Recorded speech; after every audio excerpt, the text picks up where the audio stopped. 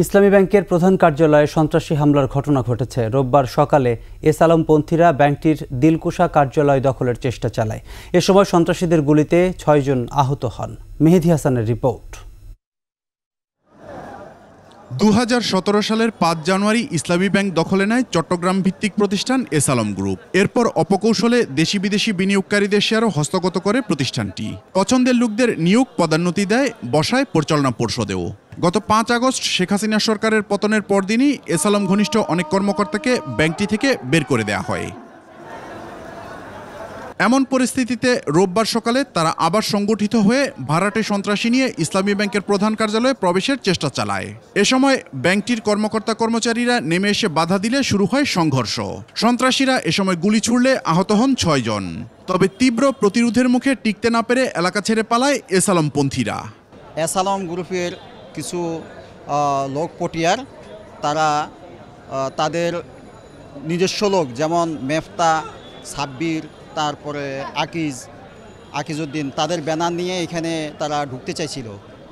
এরপরে আমাদের লোকজন ছিল, তারা বাধা দিছে, এই নিয়ে সংঘর্ষ মূলত শুরু হয়। তাদের প্রতিনিধি আমাদের ব্যাংকে ছিল, কিছু লোক আমাদের এই ব্যাংকে আকিজউদ্দিন, মেফতা এরা এবং সাব্বির, আমাদের এমডি এবং বিভিন্ন ব্যাংকে আমাদের লোকেরা যারা মুনাফিক, তাদের নেতৃত্বে এইগুলো কাজগুলো চলছিল। আমরা যখন এইগুলোর বিরুদ্ধে আন্দোলন করছি ব্যাংক সংস্কার এবং দেশের অর্থনীতিকে ফিরে আসার জন্য, তখন তারা সন্ত্রাসী নিয়ে আবার এই ব্যাংকে আমাদের উপরে আক্রমণ চালায়। আমরা তখন তারা আক্রমণ করছে এবং আমাদেরকে গুলি করছে এবং ককটেল ফাটায় বোম্বিং করে তারা পালিয়ে গেছে। ইসলামী ব্যাংকের কর্মকর্তা কর্মচারীরা বলছেন, এস আলম গ্রুপ নামে বেনামে ইচ্ছামতো ঋণ নিয়ে দেশের একসময় শীর্ষ এই ব্যাংকটিকে বড় ধরনের ক্ষতি করেছে।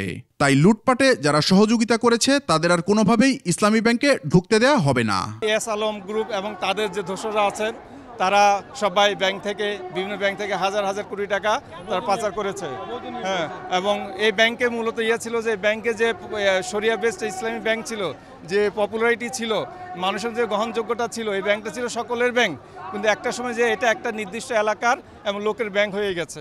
এই কোনো কিছু নিয়ম নীতি তোয়াক্কা না করে তারা গ্রাহকদের আমানতের খেয়ানত করছে এবং তারা প্রমোশন নিয়ে নিছে এবং তাদের যে নিয়োগ প্রক্রিয়া, একটা অস্বচ্ছ একটা নিয়োগের মাধ্যমে তাদের যখন যারা মনে চায়, তাদের কোনো কোয়ালিটি নেই, কিন্তু তাদেরকে নিয়োগ দেওয়া হয়েছে, তাদেরকে বিভিন্ন পোস্টে নিয়োগ দেওয়া হয়েছে এবং তাদের এই কোয়ালিটিলেস লোকজন দিয়ে আজকের ব্যাংকের এই যে আর্থিক ক্ষতি আমাদের সম্মুখীন হয়েছে, গ্রাহকদের যে একটা অনাস্থা তৈরি হয়েছে আমাদের ব্যাংকের প্রতি, এত বড় একটা আর্থিক প্রতিষ্ঠান বাংলাদেশের, এইটা আমরা যেন উদ্ধার করতে পারি।